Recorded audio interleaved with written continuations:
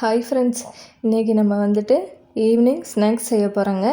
வாங்க நம்ம எப்படி செய்கிறதுன்னு பார்க்கலாம். அதுக்கு முன்னாடி நம்ம சேனலை சப்ஸ்கிரைப் பண்ணாதவங்க சப்ஸ்கிரைப் பண்ணிடுங்க. பக்கத்தில் இருக்க பெல் ஐக்கானை கிளிக் பண்ணிடுங்க. வாங்க இப்போ எப்படி செய்கிறதுன்னு பார்க்கலாம். இது போல் ஒரு குண்டான் எடுத்துக்கோங்க.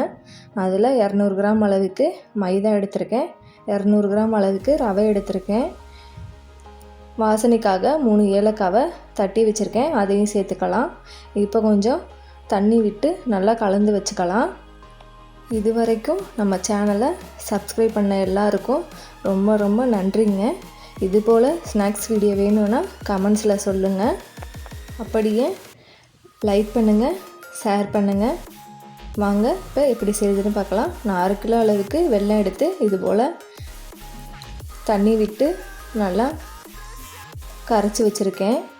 இதை வடிகட்டி இந்த மாவோட கலந்து விட்டுக்கலாம். நல்லா கலந்து விட்டுட்டு 1/2 மணி நேரம் போல் ஊற வச்சிடலாம். ஊற வச்சுட்டு இது போல் பணியாரக்கல் எடுத்துக்கோங்க. அடுப்பை ஆன் பண்ணிவிட்டு கொஞ்சமாக எண்ணெய் விட்டு கல் காஞ்ச நோட்டி மாவு இது போல் எல்லா கல்லையும் ஊற்றிக்கலாம். எல்லா குழிலையும் மாவை ஊற்றிக்கலாங்க. மாவு எந்த அளவுக்கு ஊறி வருதோ அந்த அளவுக்கு இந்த ஸ்வீட் நல்லா இனிப்பாகவும் இருக்கும், டேஸ்ட்டாகவும் இருக்கும். இப்போ நல்லா சிம்மில் வச்சு 2 சைடும் திருப்பி விட்டு வேக வச்சு எடுத்துக்கலாம். இப்போ நல்லா வெந்துருச்சு, எடுத்துக்கலாம். இந்த வீடியோ பிடிச்சிருந்தா லைக் பண்ணுங்கள், கமெண்ட் பண்ணுங்கள். தேங்க்ஸ் ஃபார் வாட்சிங்.